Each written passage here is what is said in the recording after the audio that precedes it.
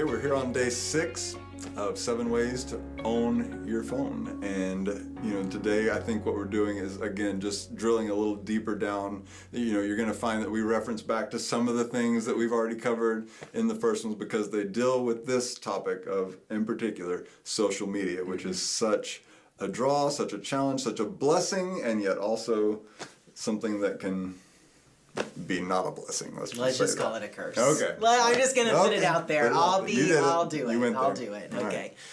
Right. We should be at this point in our reclaiming ownership of our phone already maybe recognizing some boundaries, some safeguards that we've put that impact our social media apps through our devices. So one, if our bedtime is set, maybe we're not doing that right before sleep or first thing in the morning.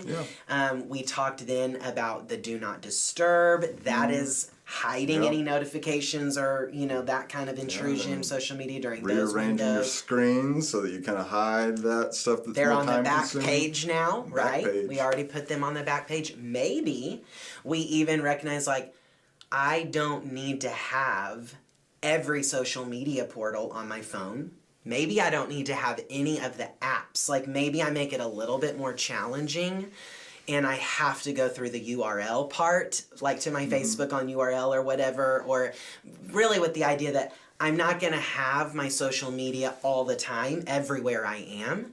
Yeah. It's going to be, my Facebook time is going to be on my laptop.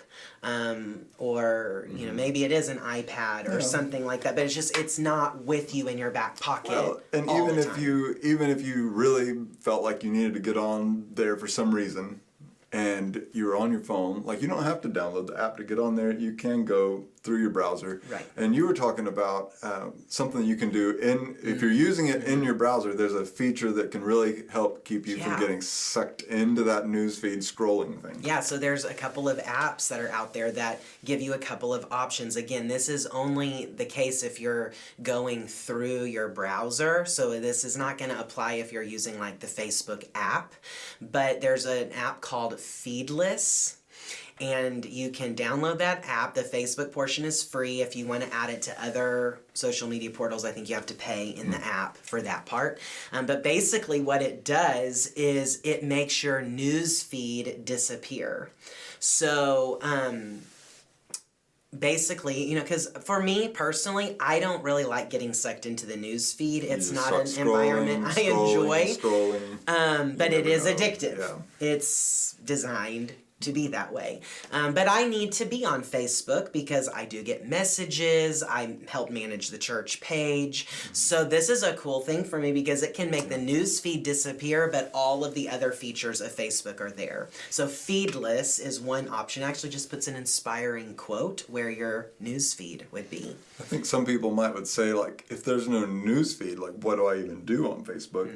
Because we haven't, really, that's what we do. We get on and we get sucked in and we're scrolling and then we haven't done anything else. But we can still check in on the people we love even without a newsfeed. Well, it brings more intentionality to it. It's not the mind-numbing, kind of, unending loop, right? There's kind of we always think that there's going to be the end of the newsfeed and it never ends, which it's designed, again, to do that, to keep us scrolling.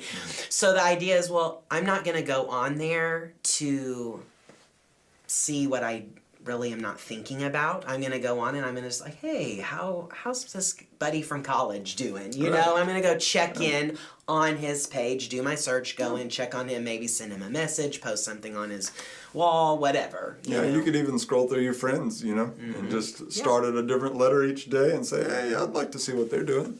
So it's bringing more intentionality and kind of filtering the unwanted or uninvited things that we run across in our news feeds. Again, then it's someone else dictating what we're seeing that day instead of us choosing what we want to set our minds on. And I've heard almost everyone complain about like Facebook algorithms that like you don't even see the things you want to see, and you see all the stuff you don't want to see. And why do you see this person all the time and you never see, you know, your brother or your mother or whoever that you want to see? So like this is a way of just saying, you know, forget that whole thing where Facebook just shows you what they want to show you by whatever system they came up with, and instead I'm going to go look at the people I want to see.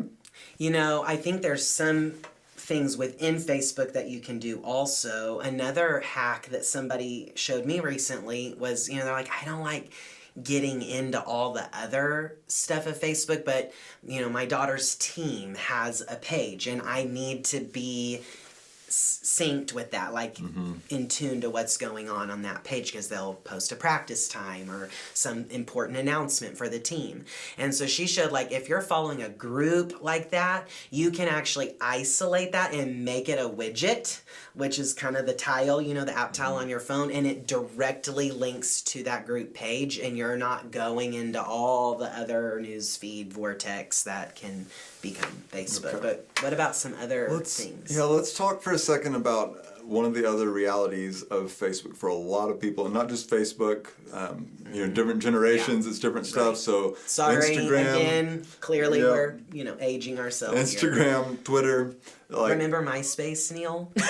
As a matter of fact, I do. I met my wife on MySpace. Well, there you go. So it can be a blessing. It can be a blessing. It has been a very rich blessing. Okay, I'm sorry. I interrupt, yeah. So, one of the things that has been well documented, well researched, is this addiction that happens with likes and comments, where you post something. Maybe some people listening today may not be posters, right? You're not much of a poster. I post sometimes. I know what this feels like. I put something out there, and I'm like, I wonder if anyone likes that. I wonder if did I upset anyone? You know, or did they think that this was, you know, wise and pithy or whatever, you know? So I go on there and I look and I see, okay, well, how many people liked it? Okay, 5 minutes later, did anyone else like it? You know, and this for sure, like I've heard, in particular with like your teenage daughters that are on like Instagram or whatever they're on, that they're posting, you know, maybe a selfie, and then they are like hooked on like how many people like it.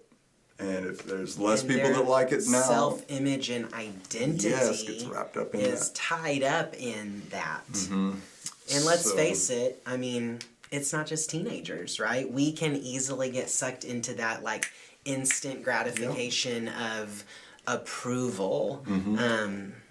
So one.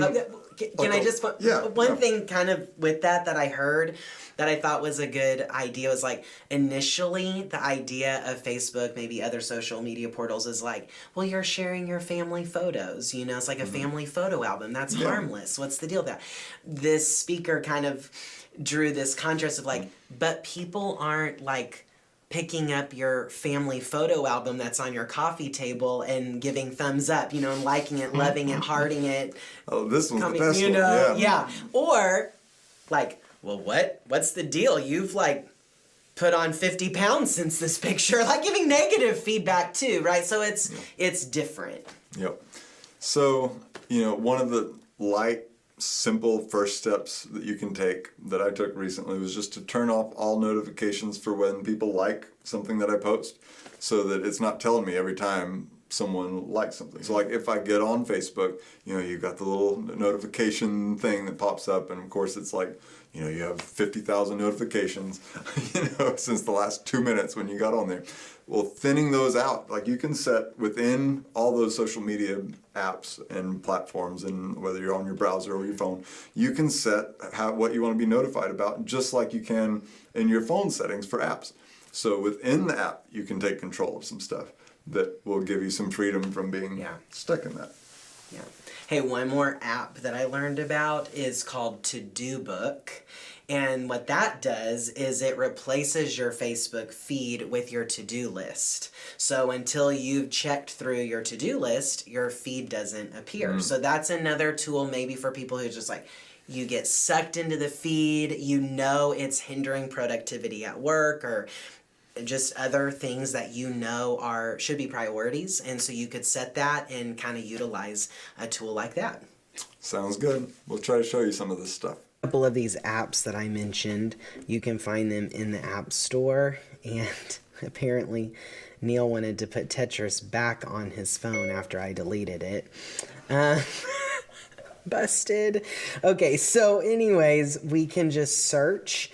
The one is called Feedless, and it just looks like this. Feedless. Okay, and so you can get that and download it. Again, it is actually usable for other social media platforms beyond Facebook, but I believe the Facebook one is free. And then if you want to add other platforms, you have to pay for those. So that is an option there. Okay, I'm going to show you how to go into Facebook and change your notifications, in particular around those likes that tend to draw us back into Facebook again and again when we've posted something. And this process would be similar for Instagram, but I think actually Facebook's probably the hardest that I've seen. By the way, you'll notice screen time limits. I've reached my limit on some of my apps or a group of apps there, and it's grayed them out and put a little timer by them. So that's what that looks like if you're curious. Let me back out so you can see the whole process. So basically when you normally go into Facebook, you're going to see a page like this, right? And down here you can click on this to get to a bunch of options, and down towards the bottom is settings. And you have to scroll through settings. They don't make it easy. You have to keep going. And you'll find notifications. And there's several options, and you can choose notification settings. And when you look through here, you've got lots of things you can change on how it notifies you and whether it notifies you about all of these different things. And one thing that you won't find in here is likes, because they don't put that in there. They don't make it obvious. I really think that that's one of the ways that they keep us coming back. So anyway, what you're looking for is more activity about you. And when you go in there, then it says in the fine print that this is when people like your posts and things on your timeline. So turn it off and don't get those anymore. And so, yep, that's where you, if you have it on, you choose how you're notified. But I turned it off. Are you sure you want it? Yeah, I do. Thank you. All right. That's how you do it. All right, so, one of the things we talked about this past Sunday is kind of this framework of how to regain ownership of our devices. What can I leave? What can I limit? And then how can I leverage this tool for love of God and others, right? And so, all of these are really answers to that question. We've talked about things we can leave, things we can limit, how we can put limitations. Today, especially with social media, I think the question of how do we leverage this for love of God and others is worth us asking. If we're going to be on social media, we have a responsibility to speak life and to be light. And so as we're closing out today, maybe just pray about that. The boundaries you're setting around the social media, ways to regain control, not just of the time limit, but also just the heart with which we're engaging in those spaces.